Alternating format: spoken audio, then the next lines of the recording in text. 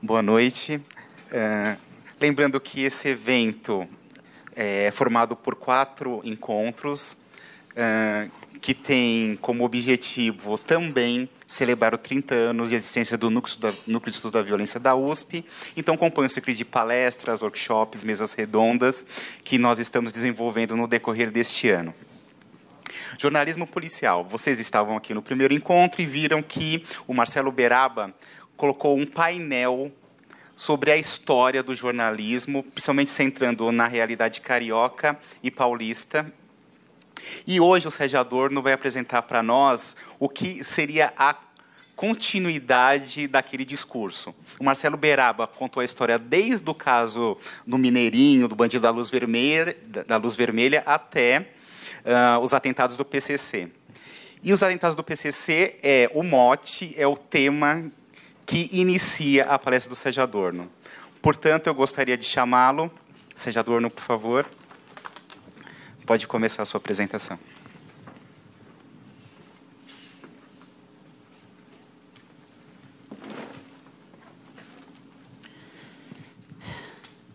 Pouco tempo. Boa noite a todos e a todas. É uma grande satisfação estar aqui e dar continuidade a este ciclo. Eu vou falar sobre a presença do crime organizado na mídia impressa. Né? Bom, a primeira observação que eu quero fazer, essa minha fala, ela é baseada em pesquisas que foram realizadas e que ainda estou dando continuidade. E, portanto, eu já estou aqui antecipando que o que eu vou tratar aqui é a imprensa escrita como fonte de informação de pesquisa.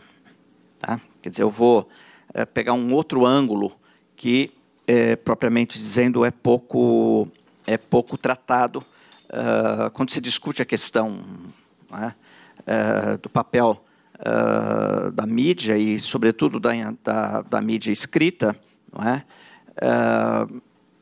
Os seus, vamos dizer, vamos dizer, o papel da mídia na formação da opinião pública, o papel da mídia como, muitas vezes, um instrumento de poder. Não é? Eu aqui vou me restringir à questão de uma pesquisa que é feita não apenas com esta fonte de informação, mas também com outras fontes de informação. Não é?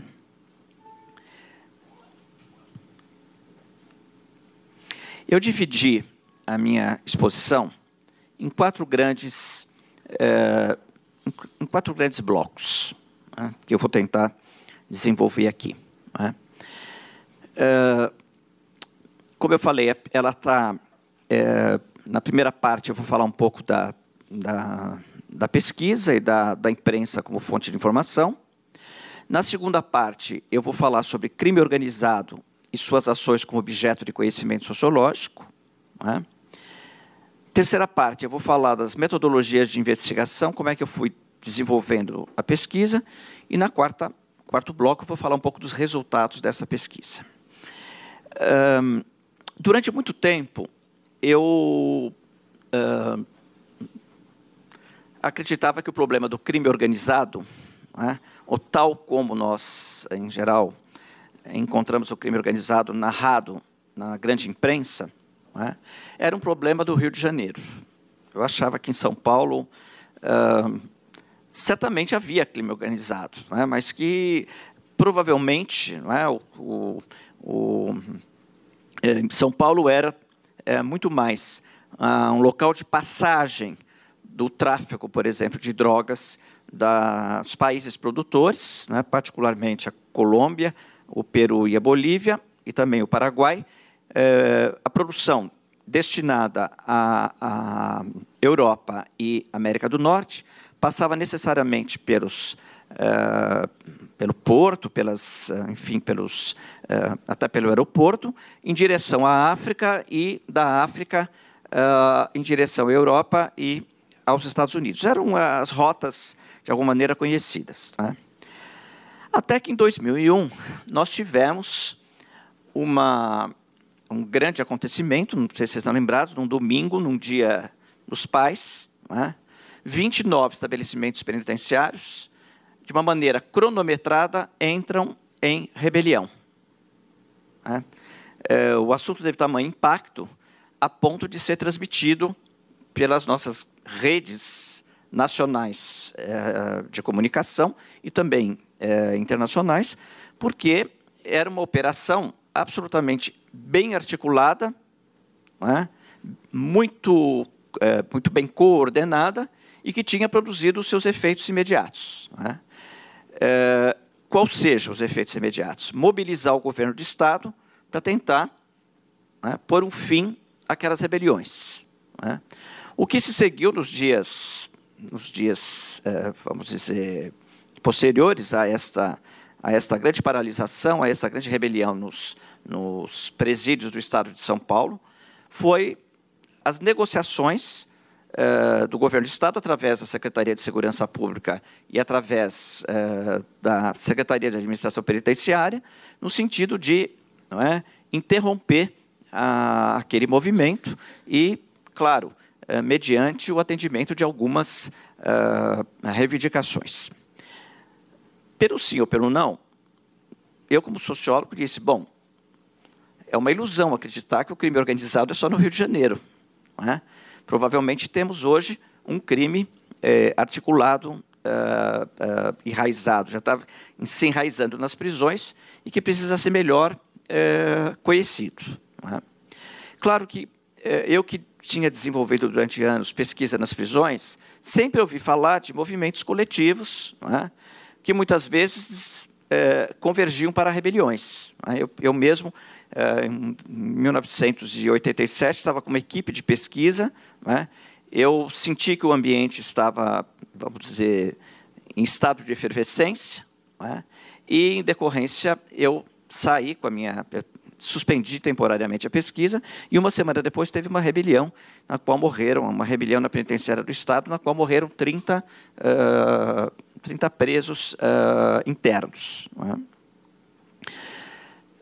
Mas não era algo que, de alguma maneira, parecia ser um padrão de conduta dentro do sistema penitenciário, não é? Então, a gente sabia, mas, né, falava-se, uma certa época, nas chamadas serpentes negras, né, uma denúncia feita por um procurador do Estado, dizendo que havia um movimento interno mobilizado e organizado, né, que chamava-se Serpentes Negras, e que, naquela época, o governo negou e procurou vamos dizer, não dar muita publicidade ao fato. O certo é que 2001 tem essa primeira onda de rebeliões, né, e o assunto começa a chamar atenção. Em 2006, né, todos vocês devem, a maioria de vocês deve se lembrar, ocorrem os chamados ataques de maio de 2006, né, que completou ano passado 10 anos.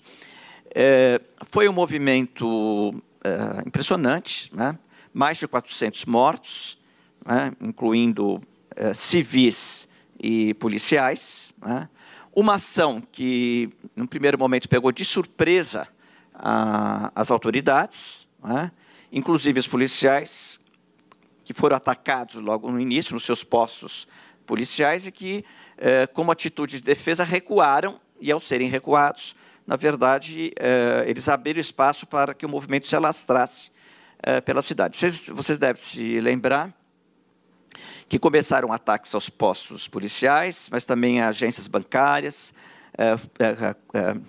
incêndios, por exemplo, em ônibus, né, transporte público. A revista Veja tinha feito uma série de fotos a respeito dos acontecimentos desse dia, e era impressionante. Às 4h da tarde, a cidade de São Paulo estava completamente paralisada, e como se fosse um dia normal de um feriado, na qual metade da população talvez tivesse saído, né, tivesse migrado, né,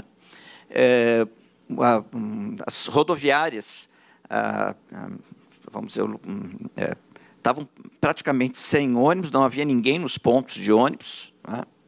E eu, particularmente, me lembro muito bem que eu tinha, nesse dia, logo no dia, segunda-feira, em maio, eu tinha ido participar de uma banca de doutorado na Faculdade de Direito do Largo São Francisco, e quando eu saí, a banca começou às 9 horas, eu saí por volta de 1h30, e eu comecei a estranhar aquelas pessoas todas saindo, correndo, assustadas. Ninguém sabia explicar muito bem. Alguém me disse, olha, estão atirando no metrô e no Banco Itaú. Bom, como todo mundo, eu tratei de voltar para casa o mais rápido possível. E quando eu cheguei em casa, eu vi todo mundo se recolhendo, mães foram buscar os filhos mais cedo na escola, meus vizinhos chegando, todos eles assim praticamente no mesmo horário. Bom, e aí nós temos uma massa de acontecimentos, um movimento que se alastrou, que paralisou a cidade de São Paulo, se alastrou pelo interior e que provocou uma onda de insegurança, de medo, e de muitas incertezas. Eu vou falar um pouquinho melhor sobre isso. Esse movimento teve uma cronologia, e, a partir desse momento, eu me convenci de que isto era um fenômeno sociologicamente relevante para ser estudado. Claro que, para o pesquisador, o primeiro aspecto importante é a ideia de que eu tenho que sempre me perguntar, quais são as questões relevantes que envolvem esses acontecimentos, como tratá-los sociologicamente e, por outro lado, como vamos dizer, avaliar as fontes de informação disponíveis que possibilitam um trabalho de observação sistemática, com características específicas que me permitam tirar conclusões sociologicamente relevantes. Então, o que eu fiz? A primeira coisa que eu fiz foi o trabalho, vamos dizer, inicial. Eu fui acompanhando todas as notícias que saíam na imprensa sobre esses acontecimentos, em vários jornais, em vários veículos, várias modalidades de circulação, e fui lendo os acontecimentos.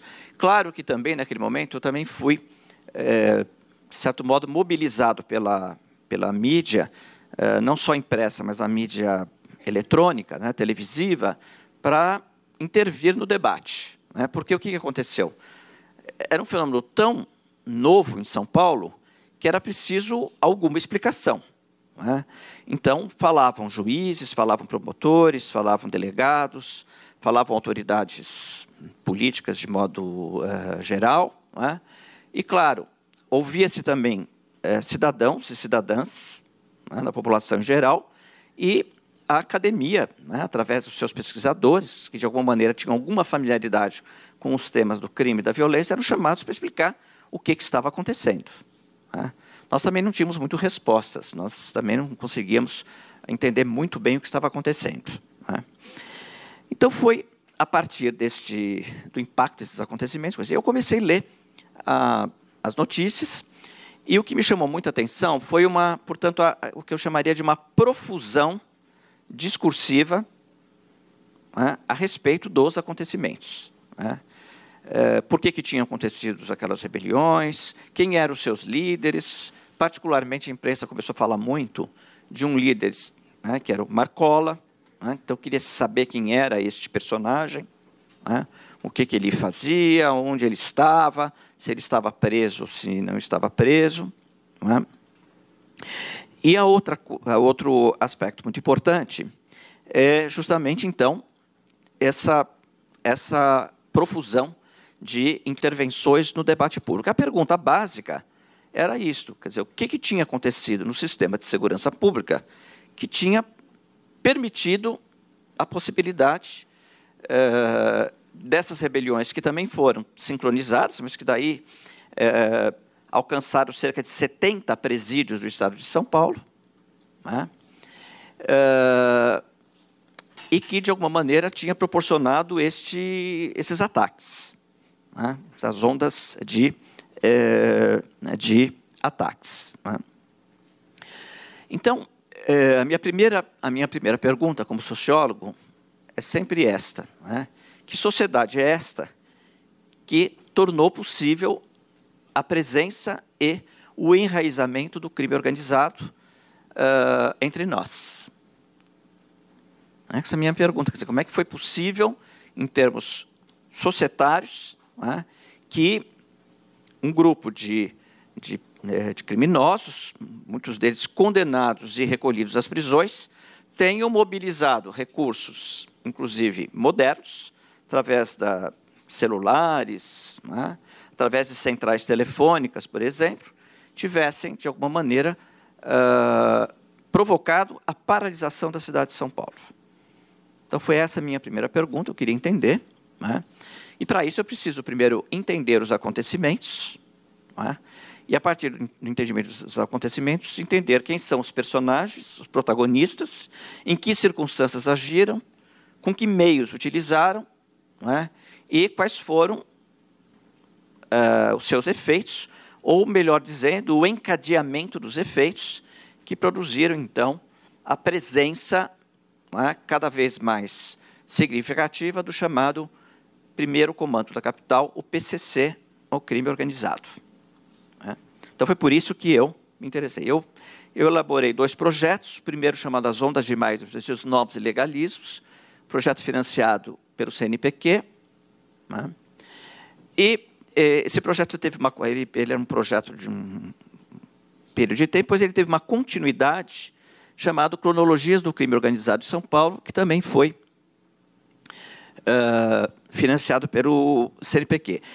Embora eu, do primeiro para o segundo projeto, fui dando ênfases diferenciadas, de todo modo, há uma continuidade entre ambos projetos, né? Então, a minha pergunta fundamental era essa. Eu queria saber, né, quando eu estou perguntando que sociedade é essa, eu não estou perguntando apenas só sociedade brasileira, mas eu estou pensando também, né, da sociedade brasileira realizada em espaços sociais determinados. Então, no caso, eu estou pensando a cidade de São Paulo, eu estou pensando o estado de São Paulo, mas, sobretudo, estou pensando nesta configuração urbana que é a cidade. Então, eu tenho que entender um pouco, né, eu tenho que entender, por exemplo, que mudanças societárias são tão significativas que, de alguma maneira, estão relacionadas com o aparecimento e com a emergência do crime organizado na sociedade brasileira. É claro que aqui eu quero fazer já uma primeira observação. Há uma intensa discussão na literatura a respeito de como conceituar o que é crime organizado. Há um debate muito grande.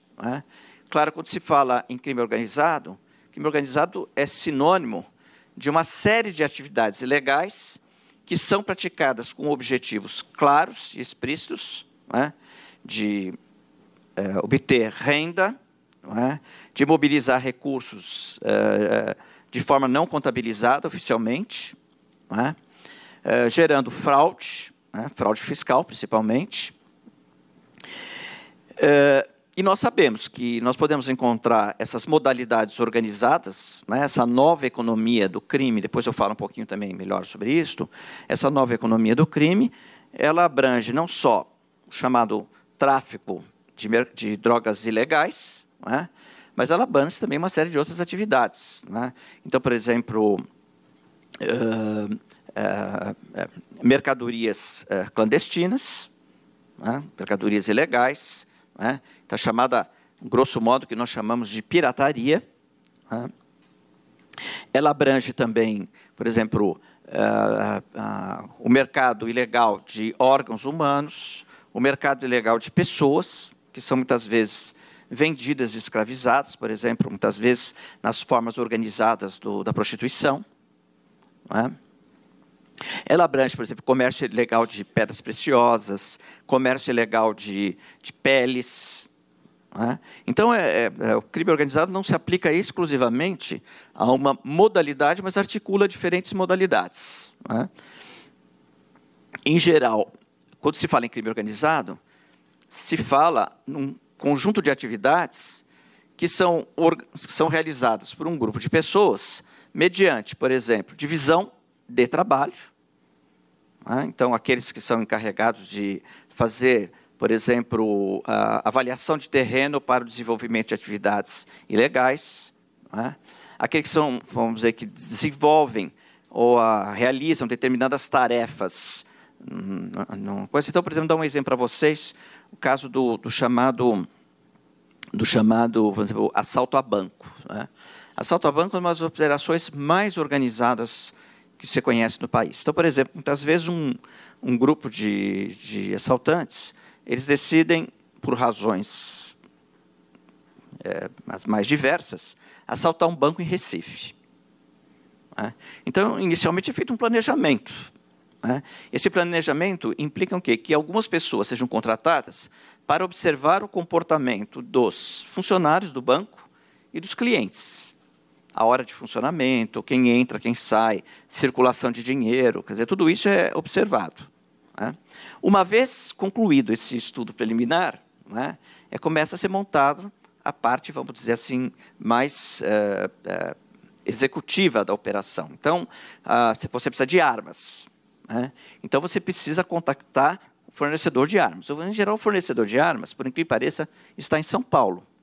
Então, é preciso que você transporte as armas de São Paulo até Recife. Então, isso significa que há um investimento e um custo, né?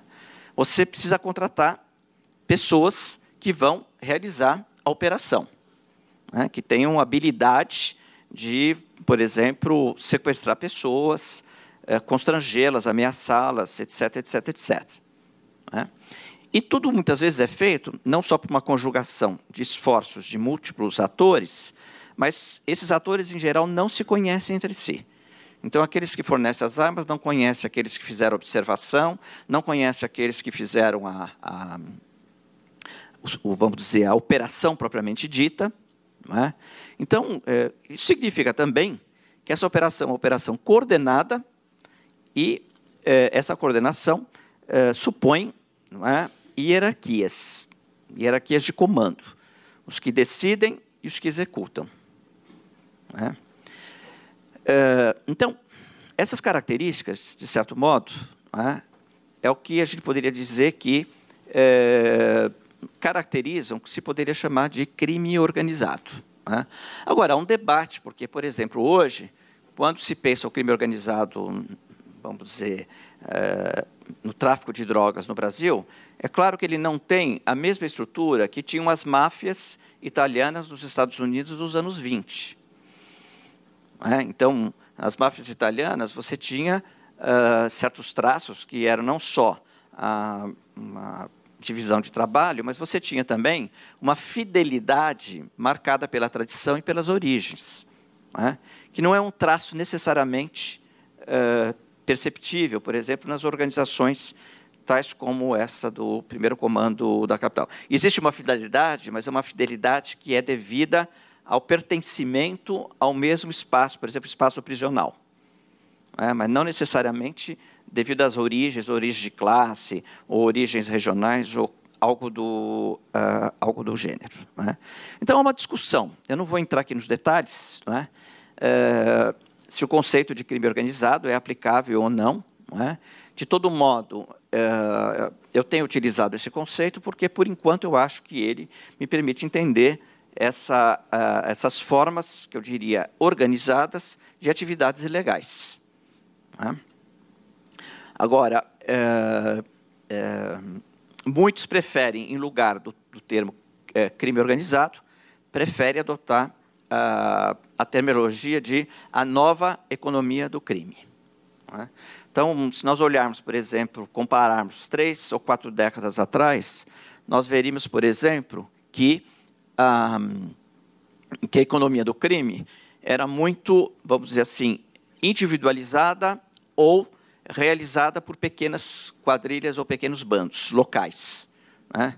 Então, algumas atividades como furto, roubos, sequestros, né, eram realizadas, mas de maneira, em geral, muito localizadas.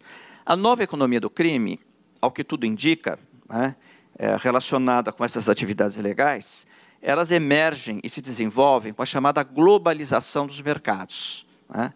O que aconteceu com a globalização dos mercados? Houve um relaxamento dos controles de fronteira, né? Que muitos chegam ao extremo de dizer que é uma espécie de prenúncio da dissolução da soberania dos Estados nacionais. Né?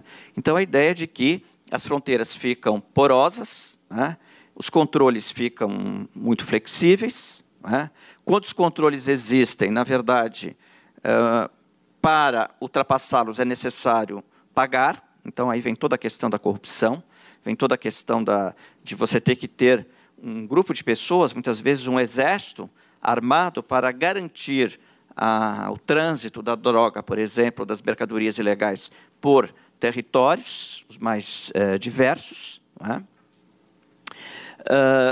Então, isso significa, em outras palavras, o que eu estou querendo dizer, é que hoje nós temos uma economia que é uma economia ilegal, que articula várias atividades. Muitas vezes, um grupo que está controlando as atividades, o tráfico de drogas, também começa a controlar outras atividades, como, por exemplo, sequestros, como também os roubos. Não é? Por quê?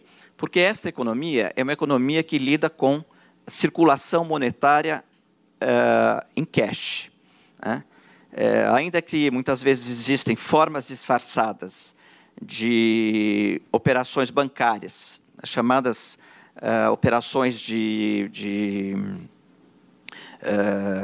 branqueamento, né, de lavagem de dinheiro, não é? como se diz, a maioria das operações é by cash. Né? E by cash significa não só dinheiro, mas significa, por exemplo, trocar droga por armas. Não é? Então, muitas vezes também tem essas operações que são operações casadas.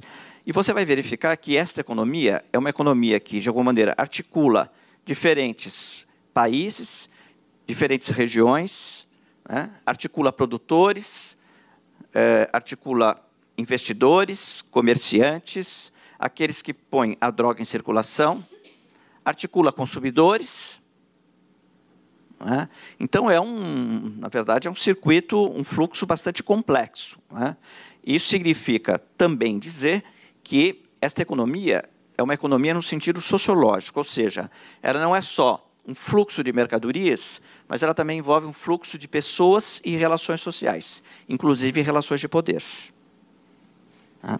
Bom, tudo isso para dizer para vocês que eu, pelo menos até este momento, estou convencido que o PCC é, sem dúvida alguma, uma forma de crime organizado, né, completamente capturado por essa nova economia do crime que surge com essas atividades ilegais, sobretudo em torno do tráfico de drogas.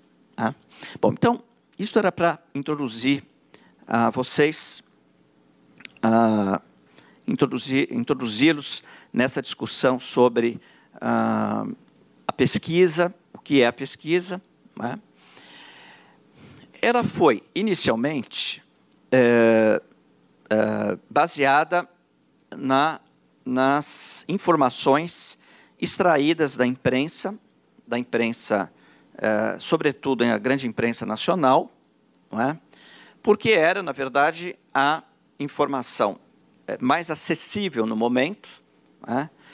Embora a pesquisa também previu a utilização de fontes documentais. Por exemplo, relatórios governamentais a respeito das atividades do crime organizado nas prisões, por exemplo, as CPIs, né, a CPI dos armamentos, a CPI do narcotráfico, né, todas essa documentação é muito farta também em informações. Mas quando eu iniciei a pesquisa, esses documentos já eram muito raros. Né? O único documento oficial que eu tinha naquele momento que eu comecei a pesquisa o primeiro grande documento era o relatório do Instituto Médico Legal, falando sobre os mortos e com, vamos dizer, um laudo explicitando as circunstâncias, as principais circunstâncias em que as mortes aconteceram. Não é? Então, naquele momento, eu tinha que a imprensa, para mim, era a fonte mais importante e aquela que tinha a maior profusão de notícias. Bom, o que significa utilizar a imprensa e, sobretudo, a imprensa escrita como fonte de informação? A imprensa, todos nós sabemos, ela é uma instituição, uma organização das sociedades, né, encarregadas de produzir notícias e disseminá-las para públicos amplos, né, através dos seus meios, né, a produção, vamos dizer, a formatação dessas notícias em termos jornalísticos e a impressão através dos seus veículos. Né. No caso, eu utilizei fundamentalmente, fundamentalmente a Folha de São Paulo, o Estado de São Paulo. Naquela época, eu ainda tinha também o Diário Popular. Né. Eu utilizei os veículos disponíveis. Geralmente, quando eu apresento esses dados, dependendo do público, eu sempre recebo uma pergunta, mas a imprensa produz informações falsas. Como é que o senhor vai garantir que o senhor está lidando com informações verdadeiras? Bom, de fato, há este problema. Não é? Nós sabemos que a gente pode pensar, muitas vezes, a imprensa, enquanto organização, sobre dois enfoques. Um é um enfoque empresarial.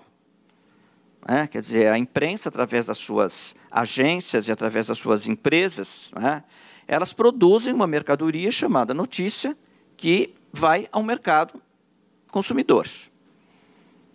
Né? E, claro, nós podemos ter uma mercadoria de boa qualidade e uma mercadoria de má qualidade. Né? E nem sempre o receptor é capaz de ter o senso crítico suficiente para admitir o que é verdade e o que é falsidade. Nós sabemos hoje, cada vez mais, que o tema das fake notícias, né, ele está na ordem do dia. Né? Então, não é um problema recente. Né?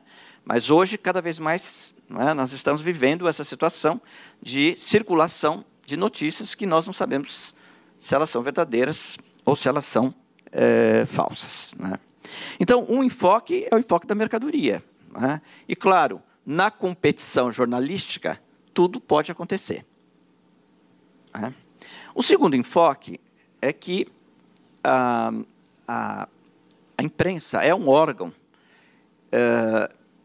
que tem por objetivo, pelo sim ou pelo não, né, informar públicos, né, públicos determinados, muitas vezes. Né, e, para isso, ela desenvolve todo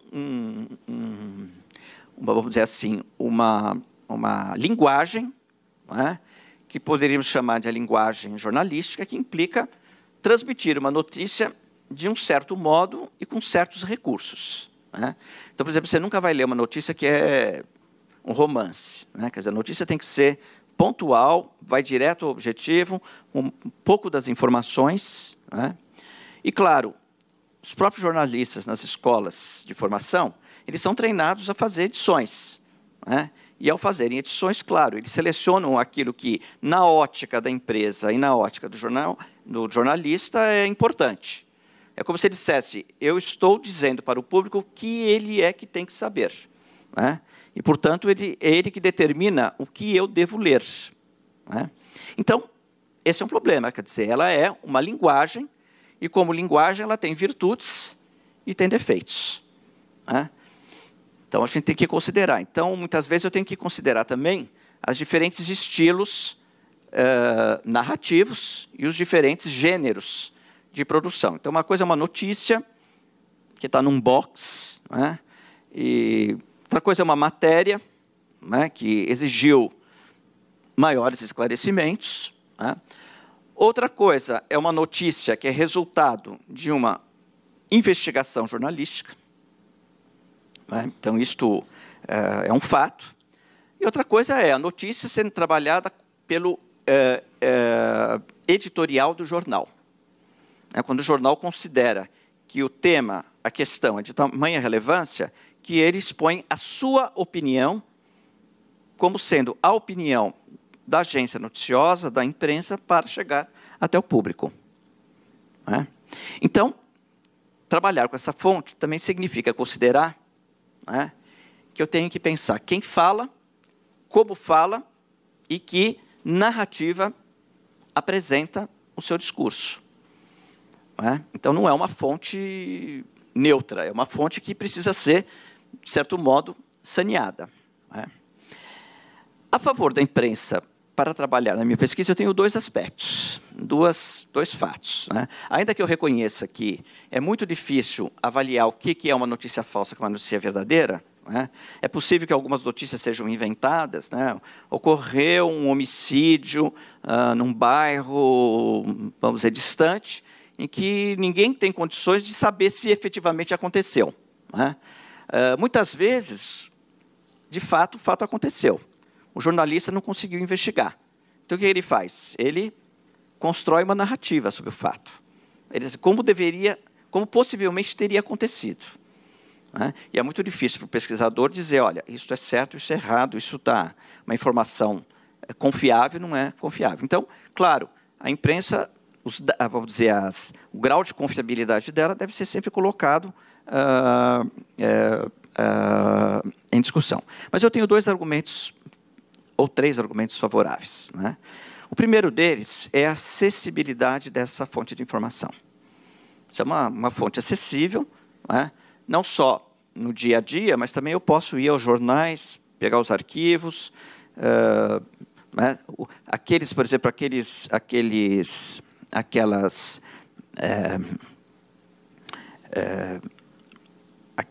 aquelas organizações que dispõem, por exemplo, de arquivos eletrônicos, hoje é muito mais fácil pesquisar do que era exatamente há 10 ou 15 anos, 15 anos atrás. Então, esse é um dado fácil. Se ela é mais acessível, eu também tenho maior probabilidade de ter maior número de informações e poder perceber quais são as recorrências e quais são os desvios, o que é concentrado e o que é disperso.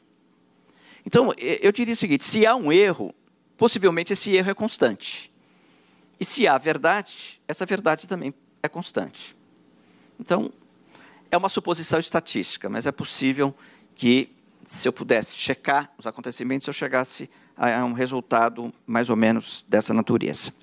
O segundo aspecto que eu chamaria de aspecto favorável é que, se eu olhar a história, e eu acho que o Marcelo deve ter explorado essa questão, quando eu era muito jovem, não havia um jornalismo policial especializado. Eu me lembro em casa que, quando se queria ler fait divers, os acontecimentos do crime cotidiano, comprava-se o Diário da Noite. Se você queria ler um jornal sério, você comprava o Estado de São Paulo, a Folha de São Paulo, que normalmente somente noticiavam casos de grande repercussão nacional, um crime que envolveu um grau de requintes desconhecido na época, os protagonistas, os personagens são pessoas muito conhecidas. Mas, de modo geral, não havia uma seção especializada em jornalismo policial. Ora, a partir do momento que o crime começa a ser percebido como um fenômeno social, um problema social, como um objeto de inquietação pública e política, como um tema que comparece ao cotidiano dos cidadãos, a imprensa começa também a ser estimulada a produzir uma informação de melhor qualidade. E como é que essa informação de melhor qualidade? Ela vai formando jornalistas especializados. Então, hoje, quando você é entrevistado por um jornalista especializado, ele vai direto ao ponto. Ele sabe quem são as pessoas de referência, ele sabe qual é, vamos dizer, os livros que estão saindo, ou a bibliografia que está saindo, que está tratando deste ou daquele tema. Não é? Ele sabe que ele é capaz de ir buscar fontes oficiais, né? Ele é capaz de ler as estatísticas, ele é capaz de questionar as autoridades através de documentos. Então, eu diria o seguinte, quer dizer, hoje é uma fonte mais confiável do que era no passado, porque você tem um jornalismo especializado e, sobretudo, né, um jornalismo que exige algum grau mínimo de investigação. Né? Quer dizer, acho que ainda que possa haver notícias falsas, eu acho que elas vão sendo cada vez mais minimizadas por esse tipo de informação. O terceiro grande aspecto a favor é o fato de que a imprensa, pelo sim ou pelo não, ela é um porta-voz de sentimentos coletivos, de expressões coletivas, e muitas vezes ela é uma expressão dos dramas vividos pela população num momento determinado. Né?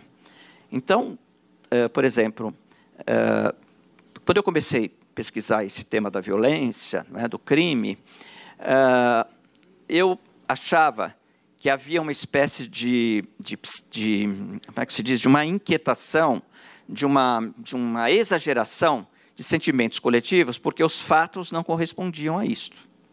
Né? Eu estava vendo, eu dizia, não, mas o que a imprensa está fazendo é estimular sentimentos de medo e insegurança numa sociedade onde os crimes não são tão graves como possam parecer. À medida que foram melhorando as estatísticas policiais, nós fomos verificando que aquilo não era invenção política dos jornais. Estava lastreados em fatos. Os jornais estavam, de alguma maneira, refletindo sentimentos e percepções coletivas. Né? Então, na verdade, a imprensa, de algum modo, captava essas perturbações, essas inquietações, essas incertezas em relação ao futuro. Com isso, estou terminando um pouco esta minha exposição sobre a fonte de informação, dizendo o seguinte, né? Que eu acho que, com todos os cuidados que se tenha que ter hoje, utilizando a imprensa como fonte de informação, né? Então, a gente tem que ter um olhar crítico sobre as origens das informações, os produtores das informações. É sempre bom estudar a forma em que se dá o circuito de produção e distribuição das informações. Né? Quer dizer, considerando todos esses limites, eu entendo que a imprensa é uma fonte de investigação que não pode ser ignorada. Né? Então, por essa razão, agora, ela se torna uma fonte melhor se confrontadas com outras fontes. Se eu puder, por exemplo, confrontar a mesma notícia veiculada por diferentes empresas jornalísticas, né, e poder verificar as variações, né, ou não na mesma informação. E se eu puder verificar se essa informação está lastreada, por exemplo, em documentos oficiais, está lastreado numa investigação que a gente pode dizer, em termos de jornalismo, que é razoavelmente aceitável. Né? Então, por isso é que eu utilizei essa fonte de informação, mas eu cada vez mais vou articulando essa fonte de informação com os outros documentos que vão aparecendo e, sobretudo, também com as pesquisas de campo que vêm sendo feitas por outros pesquisadores nas prisões, nos bairros. Né? Os documentos, por exemplo, que falam a respeito, por exemplo, vamos dizer, do tráfico de drogas no mundo. O tráfico de drogas não é um problema exclusivamente brasileiro, nem tampouco exclusivamente latino-americano. Né? Quer dizer, nós temos graves problemas também na África, na África, no Oriente, né? No Sudeste Asiático. Eu fiz um levantamento inicial e fiquei surpreendido. Você tem crime organizado no mundo inteiro. Na verdade, embora em alguns países o crime organizado esteja associado com mortes, não é necessário que isso aconteça em vários países. Tem muitos países em que não há, na verdade, agressão à integridade física das pessoas que estejam envolvidas ou próximas. Né?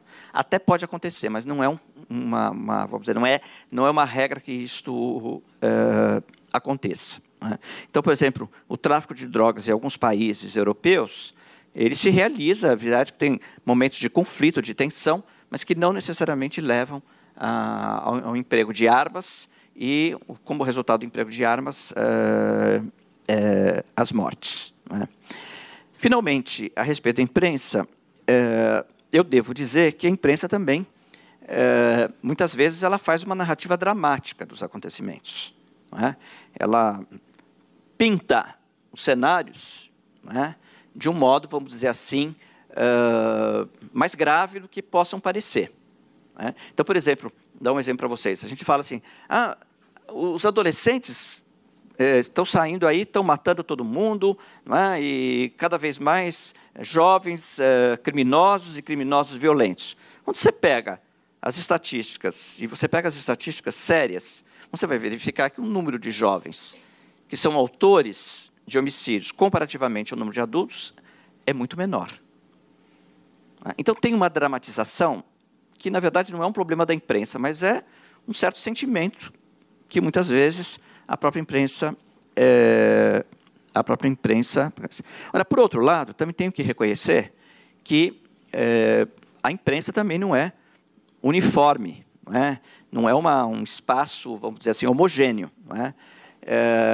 Ao mesmo tempo que você tem uma imprensa que, de alguma maneira, manipula, né, muitas vezes em programas populares, etc., você tem uma imprensa que abre espaço para direitos humanos, abre espaço para uma discussão mais substantiva dos problemas de segurança pública, né, das políticas de segurança, e assim por diante. Então, eu termino dizendo para vocês que, claro, é uma fonte que tem os seus limites, tem as suas vamos dizer, o seu uso não pode ser um uso independente dessas características e dessas limitações que eu chamei a atenção, mas acho que vale a pena também observar que, em várias outras fontes de informação, eu também não vou ter neutralidade.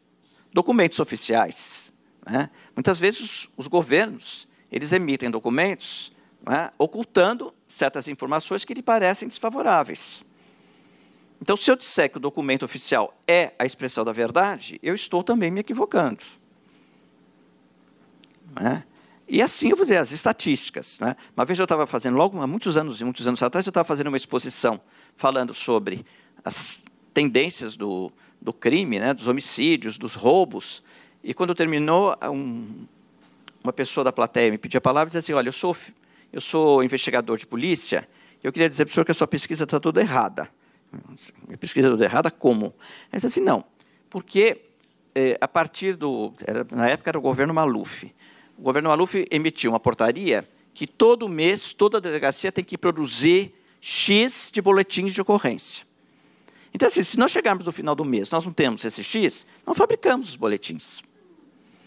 Tá certo? Eu, na hora, claro, foi tão surpreendente, não é?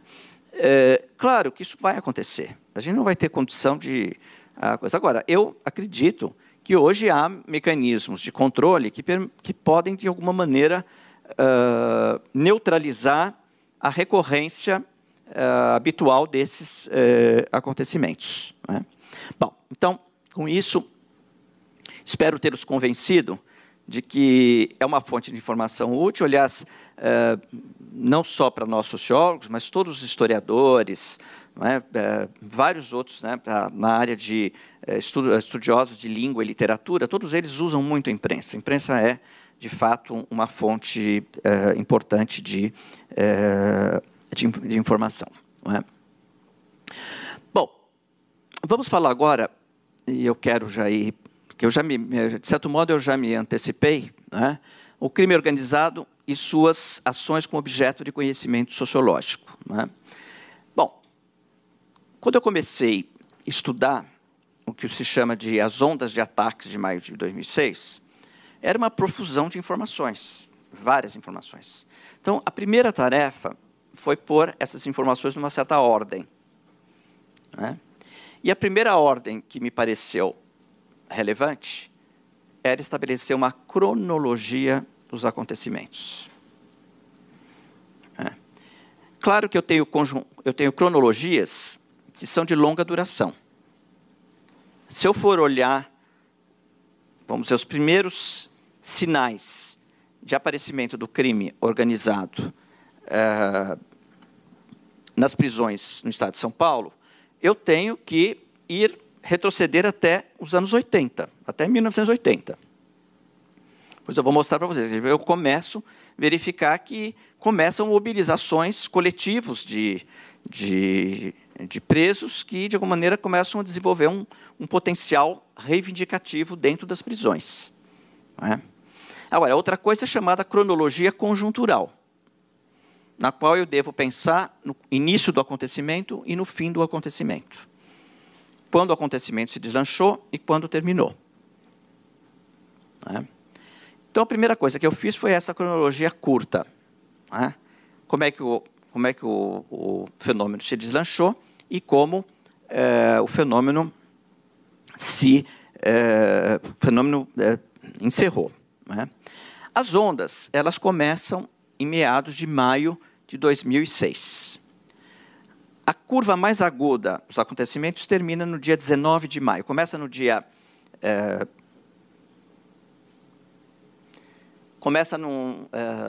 em maio, logo no dia 10 de maio, e essa curva vai até dia 19 de maio. Né? Mas ele não se encerrou efetivamente aí. Foram tendo episódios esparsos em junho, julho, não é? E tivemos acontecimentos até o mês de setembro, começo de outubro. E um dado muito importante para falar sobre isto é o fato de que...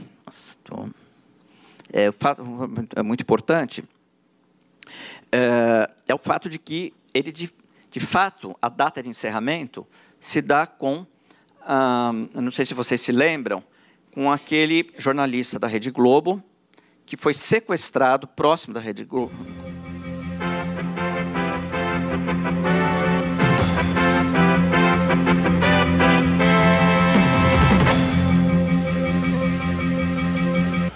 O auxiliar técnico da TV Globo, Alexandre Calado, sequestrado hoje de manhã junto com o repórter Guilherme Portanova, acaba de ser libertado.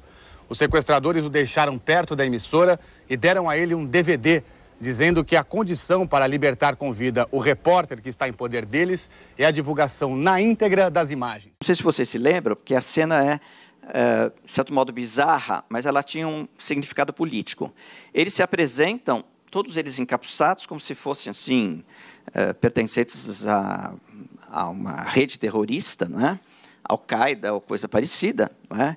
E, no fundo, tinha uma indicação do PCC, e eles leem um documento com as exigências. Não é? Quer dizer, estava muito claro que as pessoas que estavam por trás desses acontecimentos não eram pessoas desprovidas de uma formação. Não é? O que se percebia, o que eu fui percebendo ao longo desse tempo, é que as lideranças são pessoas muito... Quer dizer, tem uma escolaridade média significativa e que são muito conectados com vamos dizer, a modernidade eletrônica. Vocês sabem se comunicar, sabem fazer as informações circularem, não é? Sabem fazer contabilidade. Não é? Então, não é nada de um conjunto de pessoas, vamos dizer, despreparadas, que a única coisa que eles sabem é mobilizar as suas ações por intermédio da violência. Não é isto. É um grupo de pessoas que, de alguma maneira, se apresentam como um coletivo politicamente organizado. Politicamente não no sentido partidário, não no sentido ideologicamente, mas assim, no sentido de que eles, de alguma maneira, se colocam em confronto ou com a polícia, ou com as organizações do sistema de justiça, ou até com os governos. A gente tem visto que isso está frequentemente acontecendo.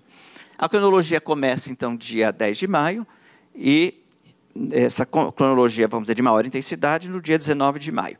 Eu coloquei aqui algum exemplo, mas naquele texto que está ali em cima, publicado por mim e pela Camila Dias, que é uma estudiosa do PCC, está publicado na Revista Brasileira de Segurança Pública, volume 10, número 2, setembro de 2016, a gente fez uma cronologia um pouco mais detalhada do que eu estou apresentando aqui. Né? Então, lá.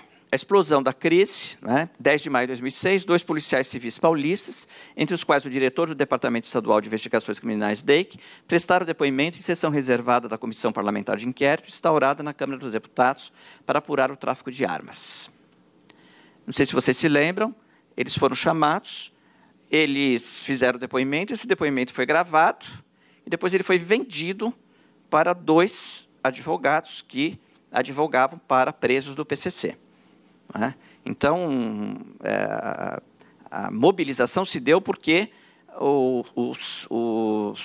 vamos dizer, no caso, o PCC sabia que haveria transferência de presos e dispersão dos presos pelo sistema penitenciário.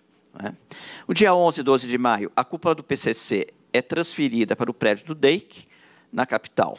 Na madrugada do dia 11 para o dia 12, começam os primeiros ataques, que atingiram tanto os policiais civis, militares, agentes penitenciários, quanto civis, inclusive os agressores, totalizando 10 mortes. Bom, aí também tem toda uma descrição, nessa cronologia, da cidade, o que aconteceu na cidade, que eu já, de certo modo, já me referi.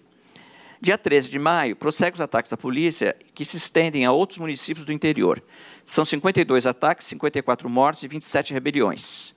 14, domingo, cresce o número de mortes para 82, os ataques para 93 e as rebeliões para 53, com 383 reféns e 30 mortos, 11 agentes de segurança e 19 presos. 15 de maio, o dia de maior intensidade de violência, foram 116 ataques, 117 mortos em circunstâncias muito variadas e 91 suspeitos presos. As rebeliões estenderam-se para as 82 unidades do sistema penitenciário, com 81 reféns e 17 mortos. 16 de maio, o acordo entre o PCC e o governo paulista começa a surtir efeitos. Encerram-se as rebeliões no Estado. Os ataques começam a diminuir. Nesse dia foram 26 ataques, 89 mortos e 18 ônibus incendiados. Tem-se o fim dos ataques da capital. 17 de maio, os ataques ainda persistiram. Bombas e disparos alcançam 5 escolas públicas no Estado. Nova onda de boatos sobre ameaças provocou a dispensa de alunos nas escolas.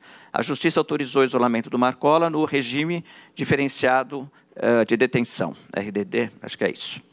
18 de maio, foram 14 ataques com 51 mortes e 4 ônibus incendiados. O número de ataques diminui em todo o Estado. 19 de maio, no último dia dos ataques, os números permaneceram praticamente no mesmo patamar, com 13 mortos. Bom, então, há uma curva de intensidade. Não é? Claro, esses números todos podem ser imprecisos. Não é? E, certamente, se eu somar, eu não chegarei aos números que depois foram apurados lá no Instituto Médio Legal. Não é? Mas, para mim, há uma informação aqui muito mais importante. Além, vamos dizer, dos ataques, porque vocês viram que não foi só ataques, os ataques foram coordenados junto com rebeliões. Então, vamos dizer assim, era um movimento de grande envergadura e repercussão. O que me parece muito importante aqui é que o declínio começa quando o governo começa a fazer negociações. Então, tem uma variável política aqui que é preciso investigar. Essa conexão entre crime organizado e o poder local. Então, veja, o estudo das cronologias, ele não permite explicar os fenômenos, mas ele me permite levantar hipóteses que podem ser explorados por outros métodos e por outras por outras metodologias e por outras técnicas de investigação.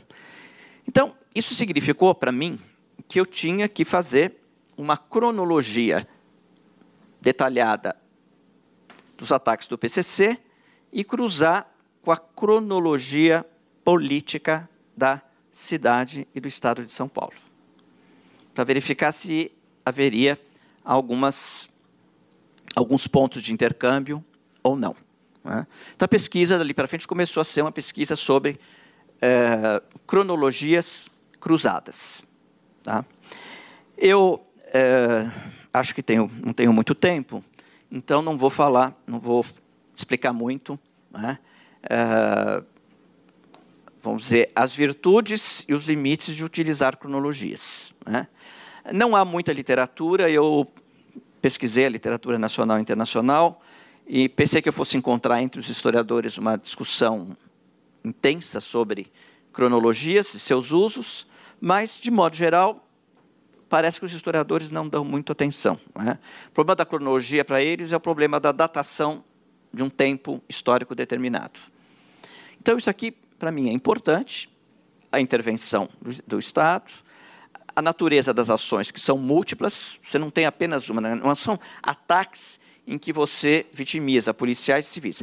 Nas ondas, ficou muito claro que os alvos eram fundamentalmente policiais militares e policiais civis. É claro que houve muita morte também, vamos dizer assim, entre pessoas envolvidas, vamos dizer, ou não, no crime organizado, sobre a forma de justiçamentos ou vingança por razões as mais diversas, né? Mas é difícil estudar caso a caso, né? Mas eu, por exemplo, na época, eu me lembro que eu conversava com, sobretudo, motoristas de táxi, né, que é uma boa fonte de investigação, né, e todos eles tinham uma história para me contar, né, e a maior parte dessas histórias envolviam disputas entre moradores nos bairros pelo controle do território de venda, por exemplo, da droga, né.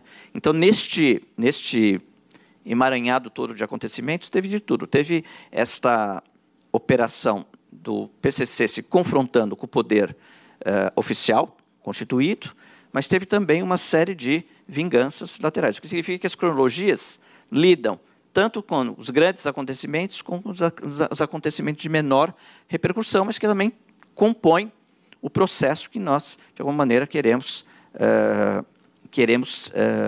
investigar, não é? Bom, como é que eu fiz na prática, como é que eu trabalhei, né? Essa metodologia, claro, ela necessita ser melhor aperfeiçoada, não é? Porque eu preciso, de alguma maneira, cada vez mais aperfeiçoar o tratamento teórico-metodológico das cronologias, tá? Que não é uma coisa, empiricamente, você, vamos dizer, justapor a cronologia política com a cronologia do crime, não é? Ou justapor o contexto geral, a cronologia do contexto geral, com a cronologia das rebeliões, por exemplo, não é? Isso é possível de ser feito, não é? No entanto, eu preciso saber o que essas cronologias significam, onde eu estou querendo chegar. Como eu disse a vocês, elas não são explicativas, elas permitem identificar hipóteses. E nós sabemos que um dos segredos da investigação é a formulação de hipóteses. Se eu consigo formular hipóteses adequadas, eu consigo, de alguma maneira, através de metodologias que reúnem outras fontes de informações, compulsando várias fontes de informações, eu posso extrair resultados e conclusões, não é? Uma das primeiras conclusões, ela se expressa neste quadro aqui, né? Ocorrências de 1990 a 2006. Rebelião, fuga, resgate, tentativa de fuga, tentativa de resgate, briga, presos mortos,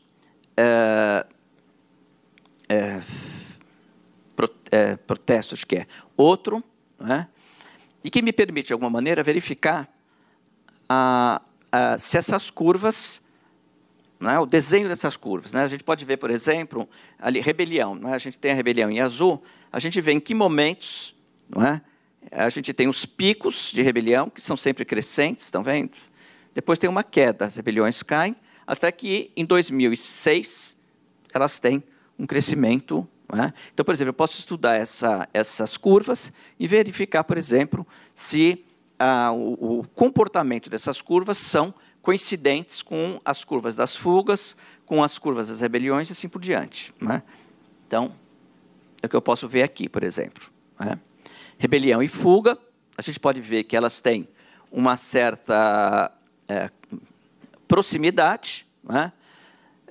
Depois, estudando mais profundamente, eu pude verificar que o fortalecimento do PCC dentro das prisões se apoiou, sobretudo, nos mecanismos de fugas e rebeliões. As rebeliões agregavam presos, e cada vez mais presos eram constrangidos, se a gente poder usar isso, a pertencer à organização, né, de forma que a organização foi crescendo internamente nas prisões e foi liquidando com os inimigos, né, aqueles que resistiam, aqueles que eram de outras facções. Né. Eu orientei uma tese de doutorado, que está publicada em livro, da Camila Nunes, em que ela estuda esse processo de que se chama da pulverização, a monopolização do poder dentro das prisões, que é o que aconteceu com o PCC. E o que nós verificamos, primeiro, é que a rebelião é um mecanismo, portanto, muito importante de fortalecimento interno do PCC, e as fugas, por quê? Porque as fugas são um mecanismo de articular o exterior e o interior das prisões. Então, por exemplo, tudo hoje que se sabe dessa articulação entre as prisões e os bairros, por exemplo, de São Paulo, controlados pelo PCC, tem muito a ver com esse mecanismo de fluxo de entradas e saídas através do mecanismo das fugas. Então, vocês vejam, a imprensa ela pode ter muitas imprecisões, mas ela está me apontando hipóteses extraordinárias. É claro que, através do adensamento da discussão, eu posso chegar à conclusão que essas relações que aparecem aqui, na verdade, não são causa uma da outra e nem sempre elas estão efetivamente relacionadas. Pode ser uma coincidência, não é? Mas tudo leva a crer que são mecanismos de fortalecimento do PCC e do crime organizado dentro das prisões. Vocês veem que a rebelião e resgate, não é? As curvas não são tão coincidentes. Não é? Rebelião e presos mortos tem uma certa coincidência, não é? E rebelião e presos mortos, excetuando os presos em rebelião. Então, a gente pode fazer N análises, não é? A respeito dessas curvas e tentar entender o que elas traduzem, o que elas significam. Não é? A outra questão, que é a questão mais sofisticada, é quando eu começo a cruzar os dados de essas curvas, né, rebelião, fuga, resgate e presos, associando isso com a vigência dos governos estaduais. Né? Então, você tem ali, por exemplo, período de 1990 a 2006, governo Fernando Collor, Itamar Franco, Fernando Henrique e Luiz Inácio da Silva. Você pode ver o que está acontecendo em termos de tendência em cada um desses governos federais. Depois, governadores de São Paulo, Oreste Quércia, Luiz Antônio Fiori Filho, Mário Covas, Geraldo Alckmin e Cláudio Lemos. Você também pode verificar, não é, o que tudo... Espera um pouquinho. O que tudo parece indicar é que a grande concentração de eventos ocorre justamente nesse período. Fernando Collor, Mário Covas, o professor José Afonso da Silva na Secretaria de Segurança Pública e o Marcos Petrelucci, que foi um promotor público. Não é? E, de um lado, João Benedito Azevedo Marques na Secretaria de Administração Penitenciária e Nagashi Furukawa na Secretaria de Administração Penitenciária. Não é? E daí depois você vai vendo os prefeitos aqui. O que isso me indica? É que eu preciso entender as políticas de segurança e as políticas penitenciárias que estavam justamente em curso neste período. Não é?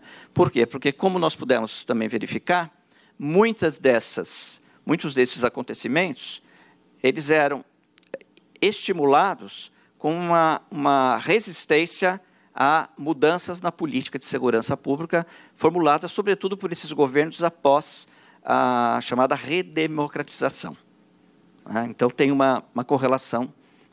É claro que esse quadro aqui ele também é ilustrativo, mas ele diz para mim o seguinte: eu preciso, de alguma maneira, estudar este miolo aqui para entender melhor por que esses acontecimentos tiveram tamanha repercussão e crescimento. E, por fim, para terminar a minha exposição, não é possível colocar embaixo aqui os governos, mas o quadro original eu colocaria os governos. Eu vou fazendo o seguinte: eu vou associando essas curvas, de rebelião, fuga, resgate e presos, com determinados acontecimentos muito significativos da chamada cronologia dos crimes. Não é? Então, por exemplo, em 1990, a lei do crime hediondo. Não é? Em 1993, a criação da Secretaria de Administração Penitenciária e a fundação do PCC. O PCC, ao que tudo indica, não é? Foi criado em 1993 no anexo da penitenciária de Taubaté. Não é? Há alguns estudos que questionam, dizendo que isto é uma data de fundação mítica, não é? Mas o certo é que é nessa data e é nesse período que eles lançam o chamado estatutos do PCC, né, em que eles dizem quais são as regras para pertencer ao PCC e o que acontece se você desobedecê-las ou não for fiel a essas regras. Né. A cronologia mostrou também uma coisa muito interessante. O PCC começa a se fortalecer quando há uma política de repressão dura contra os assaltos a banco. Então, começa a haver um ingresso de muitos criminosos ligados ao assalto a banco que vão entrando nas prisões. Né? Então, por exemplo, a gente poderia fazer no estudo como é que vai se formando a economia do PCC, como dá para você estudar tanto, vamos dizer, essa lógica de assalto a banco e depois a repressão ao assalto a banco e esses assaltantes sendo encarcerados. Vários estudos indicam que há, de fato, as principais lideranças do PCC são lideranças que provêm do assalto a banco. E todos vocês sabem, eu já falei, o assalto a banco exige uma formação mais especializada, né, e envolve, de alguma maneira, um certo traquejo estratégico. Você tem que coordenar uma série de ações no tempo e no espaço. Né? Então, esses assaltantes não são jovens, despreparados, né, delinquentes individuais, mas eles são pessoas que na verdade, têm um certo, vamos dizer, perfil empresarial. Né? Então, tem muito o assalto ao avião pagador da TAM, em 96, 97, o caso da favela naval. Né? Depois, em 99, o assalto a Banespa. Em 2001, a mega rebelião, né? O assassinato de um preso importante chamado Sombra. Né? Depois vai ter a implosão da casa de detenção, o PCC ataca com bombas a Secretaria de Administração Penitenciária, assaltam a uma série de fenômenos que vão ocorrendo lateralmente. Não é? Então, a gente pode, de alguma maneira, estabelecer uma espécie de correlação, né, entre esses acontecimentos da história e da cronologia do crime com a história da política e dos acontecimentos políticos da cidade. É claro que essa relação ela não é, como eu disse, explicativa per si.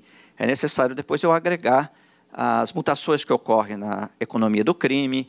Eu preciso agregar também uma análise sobre a reconfiguração do espaço urbano na cidade, né? Como é que os espaços foram sendo reelaborados e como é que das prisões passa-se ao controle de determinados bairros da cidade de São Paulo. Né?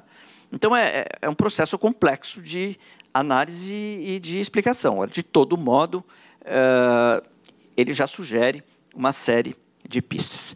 Bom, então, era isso que eu queria apresentar para vocês dessa aula de hoje. Né? Neste caso, a minha mensagem é que, ainda que a gente possa ter todas as ressalvas a respeito do uso da imprensa como fonte de informação, não é? Ela, de alguma maneira, tem a sua utilidade. E aqui, no caso, ela está me permitindo observar fenômenos que, à primeira vista, não me pareciam relevantes e não me pareciam significativos. Por exemplo, uma informação muito importante, eu comecei a verificar, por exemplo, o intenso uso de celulares, né, que hoje todo mundo sabe, mas, na época, começa a se descobrir que os celulares eram correntes. Né? E um outro dado muito importante, que já tem pesquisadores e pesquisadoras estudando, é a divisão sexual do trabalho no crime organizado. Né? As mulheres elas têm funções específicas e, em geral, elas controlam as centrais telefônicas. Toda vez que a polícia dá uma batida numa central telefônica, são sempre as mulheres que são presas, são elas que estão atrás. Eu não sei explicar por quê, né? Quer dizer, eu não estudei ainda isso, mas eu sei que tem estudos que estão sendo realizados e que estão, de alguma maneira, trabalhando essa questão da divisão de gênero, né? E que é também uma divisão sexual do trabalho. E, claro, os documentos como CPIs, os documentos oficiais e também alguns estudos estão mostrando uma profunda conexão política entre crime organizado e certos setores da classe política no Brasil. Agora nós estamos vendo que esse fenômeno do crime organizado, não restrito à chamada tráfico de drogas ou essas operações conectadas com o tráfico de drogas, nós estamos vendo como é que o crime organizado se enraizou na vida política brasileira, né, através dessas imensas operações que são feitas, através das agências oficiais, através das empreiteiras, nessa conexão entre mercado e Estado, né, se a gente puder dizer isto. Né. Então, o crime organizado não é privilégio do PCC. Né. Há outras modalidades, né, mas estudos que, baseados, por exemplo, em redes estabelecidas a partir um estudo liderado pela professora Angelina Peralva, mostrou que, vamos dizer, as principais redes ligadas ao crime organizado, elas estão todas conectadas com São Paulo. Elas ocorrem no país inteiro, né, em região norte, região nordeste, mas tudo, de alguma maneira, vinculado com São Paulo, que é, bem ou mal, um centro econômico importante. Né? Isso também leva a algumas hipóteses a respeito de que o fenômeno não é exclusivamente um fenômeno de contestação da política de segurança, mas também tem muito a ver com negócios, mercado e com, vamos dizer, esta conexão entre a economia subterrânea e a economia oficial. Bom, era isso que eu queria expor para vocês. Estou à disposição agora para as perguntas. Bom, Sérgio, obrigado pela sua exposição. Cabe a mim falar muito rapidamente, pontuar algumas questões.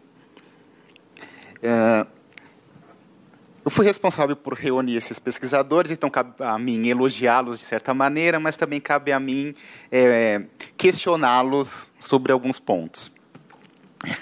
Eu gostaria primeiro de pontuar o seguinte: o que são 50 anos, 40 anos? Para vocês que têm 10, 20, 30, tem muitos jovens aqui, 50 anos pode parecer muito tempo.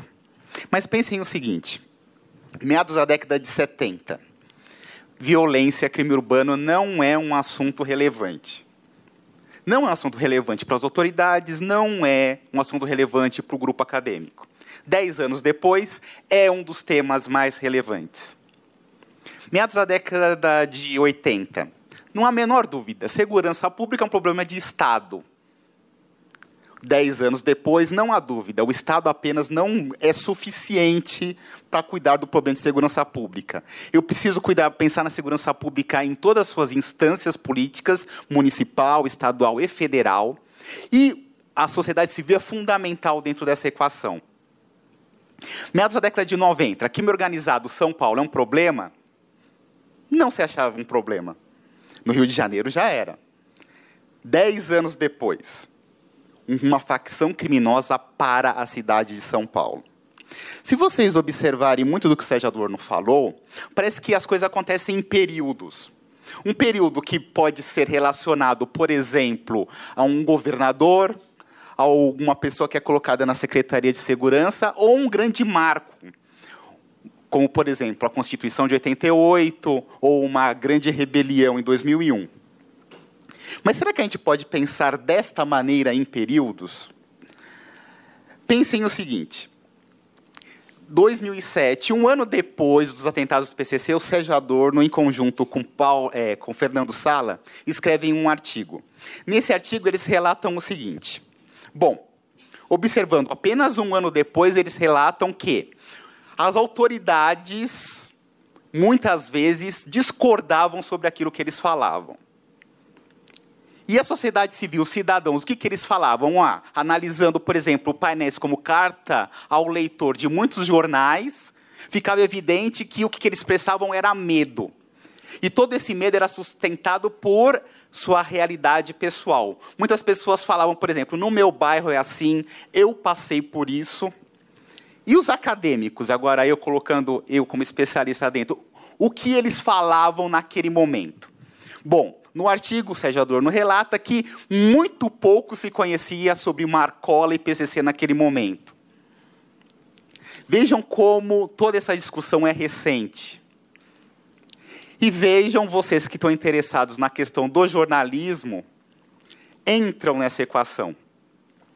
Se vocês pensarem na palestra anterior, o Marcelo Beraba mostrou para vocês não só a evolução que houve, uma evolução que havia um jornalista que não sabia escrever, e um jornalista que inventava notícias, até um jornalista hoje formado.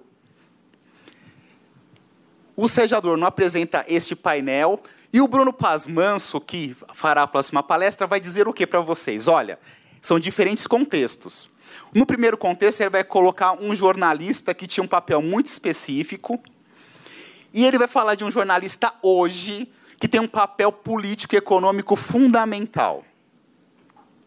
O que eu gostaria de perguntar para o Sérgio Adorno é o seguinte: é possível realmente pensar a evolução ou involução do jornalismo, não sei como você pensa, do ponto de vista de separar esta evolução em períodos, e, além disso, linkando a sua ideia ao que o Bruno Paz Manso falará semana que vem. Qual é o papel econômico e político dos jornalistas hoje, dentro desse contexto, um contexto de falta de acesso à informação, de periculosidade de cobertura jornalísticas relacionada ao crime organizado? Bom, eu acho que eu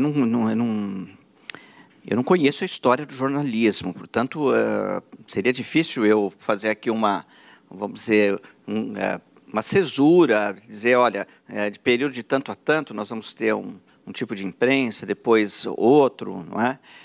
Eu acho que houve mudanças muito significativas. Vamos só dar um exemplo para vocês, o que era a imprensa durante a ditadura e o que é a imprensa depois no regime democrático. Não é? Na ditadura havia censura, não é? Havia censura nas redações. Não é? Então, claro que houve mudanças muito significativas. Não é? Agora, é claro que eu precisaria também fazer um estudo sobre o processo de formação dos jornalistas. Então, eu precisaria pegar as escolas, não é? E ver o que aconteceu do ponto de vista curricular, do ponto de vista das tendências de formação. Não é? Então, por exemplo, certamente certos itens da formação que eram muito relevantes há 40 anos atrás, não é? A respeito de fonte de informação, como entrevistar as pessoas, etc., foi mudando, foi ganhando outras, vamos dizer, outras qualificações. Não é? Então, eu entendo que, quando você faz uma análise dessa natureza, você tem que considerar essas mudanças que podem, de fato, ter efeito na disseminação de notícias, na disseminação de informações.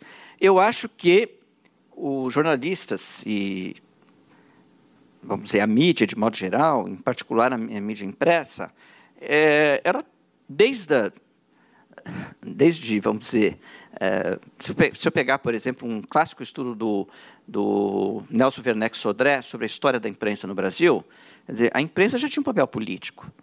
Eu que estudei, fiz o estudo sobre a formação dos bacharéis na Faculdade de Direito do Largo de São Francisco, no século XIX. Estudei a imprensa acadêmica, que era uma imprensa sofisticadíssima, não é? E foi através da imprensa acadêmica que eu também consegui entender um pouco quais eram os grandes temas que estavam em discussão, quais eram, vamos dizer, eu consegui, em determinados momentos, discutir com maior nitidez a diferença entre, vamos dizer, um liberalismo conservador com um liberalismo mais progressista. Não é? Eu acho que os jornais fazem isso. Agora, o que os jornais eles têm? Eles têm um papel político. Que papel político? Eles pautam. Não é? Eles são capazes de formatar um determinado assunto sob um determinado modo. Não é? Muitas vezes atendendo interesses de mercado, da empresa e outras vezes atendendo o interesse da sociedade. Né? Outras vezes, na verdade, o assunto está na sociedade e o que a imprensa faz é isso. Agora, muitas vezes, a imprensa, como outras fontes, elas também podem formatar opiniões. Elas podem, vamos dizer assim, permitir que se fale determinados assuntos sob determinados ângulos. Então, por exemplo, até muito recentemente, havia um acordo informal interno na imprensa que não se falava sobre suicídio. Porque a grande suspeita é de que os suicídios tinham um efeito contagioso. Então, se você põe os assuntos em evidência, você começa a ter uma espécie de... Isso não é um fenômeno também observado no estudo do Durkheim, o clássico estudo do Durkheim sobre suicídio, ele já apontava isso, do efeito de contagem do suicídio. Então, eu acho que tem um papel político, claro. Agora, esse papel político pode ser de diferentes naturezas. Eles podem ter um papel mais conservador, de formular posições, vamos dizer, de mais defesa do status quo, de defesa da ordem social vigente, mas também pode ter um efeito de desencadear opiniões inovadoras. Né? Então, por exemplo, você pode olhar a imprensa, você vai ver que tem uma série de opiniões. Por exemplo, se você comparar as notícias e você comparar com os editoriais, tem horas que eles estão defendendo as posições mais conservadoras de política de segurança. Ou seja, política de segurança é, em última instância, caçar bandido, é ir atrás de bandido, prender, pôr todo mundo na cadeia, etc. E tem horas que você vê posições absolutamente progressistas, que pensam, por exemplo, de que é preciso ter, vamos dizer assim,